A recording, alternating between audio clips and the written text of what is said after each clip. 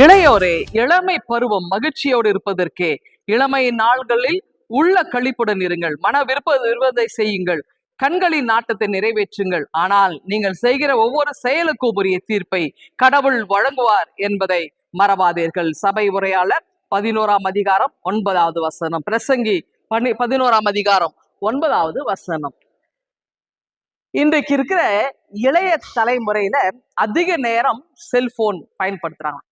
ஒரு ஸ்டாட்டிஸ்டிக்ஸ் என்னன்னா, பையனுங்க நிறைய போன் யூஸ் பண்றாங்கன்னா, பெண்கள் நிறைய போன் இருக்கிறாங்க. பெண்கள் நிறைய பேர் வாலிப வயதுல இந்த மொபைலுக்கு அடிக்டா இருக்கிறதா சொல்லப்படுகிறது. இப்ப என்ன அப்படின்னா, ஒரு திருச்சபையில ஒரு அம்மா என்ன பண்றாங்க, ரொம்ப வருத்தத்தோட வந்து போதகர்கிட்ட சொல்றாங்க, ஐயா, என் மக எப்பவுமே வந்து போன்லயே இருக்கிறான்.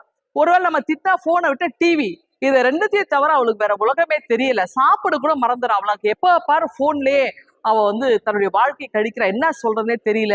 நீங்க அவளுக்கு கொஞ்சம் அட்வைஸ் பண்றீங்களா அப்படின்னு கேட்டாங்க. சரின்ட்டு அந்த போதகரும் வந்து அதுக்கான நேரத்துக்காக காத்து இருந்தார். அதுக்கு 2 வாரம் கழிச்சு அந்த பிள்ளைக்கு பர்த்டே வருது. உடனே போதகர் அவங்க வீட்டுக்கு போறாரு. போகும்போது ஒரு காய்ந்து போன பூக்களுடைய பூங்கொத்தை எடுத்துட்டு அந்த பிள்ளைக்கு போய் ஹாப்பி பர்த்டே அப்படின்னு சொல்லி கொடுக்குறாரு.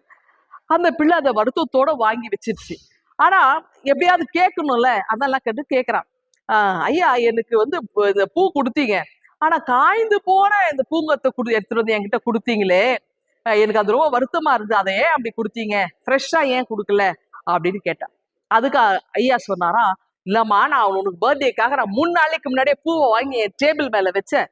சர்ச்சுக்கு வரவங்க, இந்த ஆபீஸ்க்கு வரவங்க இந்த பூக்கொத்தை பார்த்து ரொம்ப அழகா இருக்குன்னு அதோட அழகை வந்து எல்லாரும் விமர்சிச்சுட்டு போனாங்க. எல்லாரும் ரசிச்சாங்க. அந்த பூக்களை பார்த்தோட மகிழ்ச்சியா எல்லாரும் கடந்து போனாங்க. 3 நாளுக்கு அப்புறமா அந்த பூ வாடி போயிடுச்சு. இப்ப கொண்டு வந்து உனக்கு கொடுத்தேன். இந்த பிள்ளைக்கு ஒண்ணும் புரியலையா. மீண்டும் எனக்கு ஒண்ணும் புரியலையா, சொல்லுங்க. அப்ப அவர் சொன்னாரா, பாரு, அது பூ வந்து அழகா நல்லா மலர்ந்து இருக்கும் போது, நல்ல கண்களுக்கு அழகான அந்த கவர்ச்சி நிறைந்த நிறங்களால் எல்லாரும் கொடுக்கும்போது மகிழ்ச்சியா இருக்கிறாங்க. எல்லாரும் அதை பார்க்கிறவர்களுக்கு மகிழ்ச்சி, ஆனந்தத்தோட அந்த இடத்துக்கு கடந்து சொன்னாங்க. ஆனா அது வாடி போன பிறகு உன்னை போல எல்லாரும் வருத்தத்தோடு இருக்கிறாங்க. அப்போ இந்த இளமை வயது என்பது மாறக்கூடியது, அப்படியே நிரந்தரம் கிடையாது. ஒரு நாளைக்கு அது மாற்றம் பெறும். அப்போ அநேகர் வந்து ஒருவேளை இந்த வயசுல இப்படி இருக்கலாம் அப்படி இருக்கலாம், நம்ம வந்து இந்த மாயைக்குள்ள நீ போயிட்டு உன்னுடைய வாழ்க்கையை நீ சிந்திச்சுக்கிற. உனக்கு வயசான பிறகு, இந்த கருகலான பிறகு, இந்த பூக்கள் கருகி போகிற காலத்துல வந்து நான் வந்து மனம் மாறிட்டேன் அப்படின்னு நினைச்சா கூட அன்னைக்கு பிரயோஜனம் இல்லை. இன்றைக்கே மீட்பினால், இன்றே ரட்சணினால், ஆண்டவருக்கு இன்றைக்கு நீ உன்னை கொடு, உன்னை ஒப்பு கொடு, உன்னுடைய நேரத்தை, உன்னுடைய தாளந்துகளை ஆண்டவருக்காக கொடு அப்படின்னு சொல்லி அவர் என்ன பண்ணிருக்கார், அந்த மகளுக்கு அறிவுரை சொன்னார். அந்த மகளும் அதை கேட்டு மனமாறினவளாய் அந்த வருகின்ற ஞாயிற்றுக்கிழமை ஆற்றுல போய் ஜோம் பண்ணி ஆண்டவருக்கு தன்னை ஒப்பு கொடுத்தாலாம். பிரியமானவர்களே, இந்த அழகு மாய் எல்லாமே மாயை, எல்லாமே மாறக்கூடிய, எல்லாமே வீணானது. அப்போ நிரந்தரமான ஒன்று எது என்றால் அது ஆண்டவருடைய பாதம் மட்டுமே. கடவுளை நாம் இருக்க பற்றி கொள்வது மட்டுமே.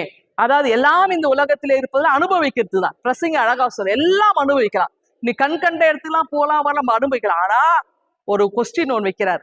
ஆனா உனக்கு நியாய தீர்ப்பின் நாளிலே நீ செய்து எல்லாத்துக்கும் ஒரு நாள் அதுக்கு நீ கணக்கு ஒப்புவிக்கப்படும், மறந்துடாத அப்படின்னு ஒரு எச்சரிப்பை கொடுக்கிறார்.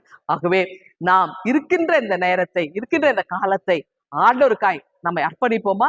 அர்ப்பணித்தவர்களாய் இந்த நாளை நாம் தோங்குவோம். ஆண்டவர் நம்மை ஆசீர்வதிப்பாராக. ஆமென். எங்கள் அன்பின் ஆண்டவரே, இந்த நாளை எங்களுக்கு ஆசீர்வாதமாய் அமைய கிருபை தாரும். இயேசுவை ஜெபிக்கிறோம் அன்பின் கடவுளே.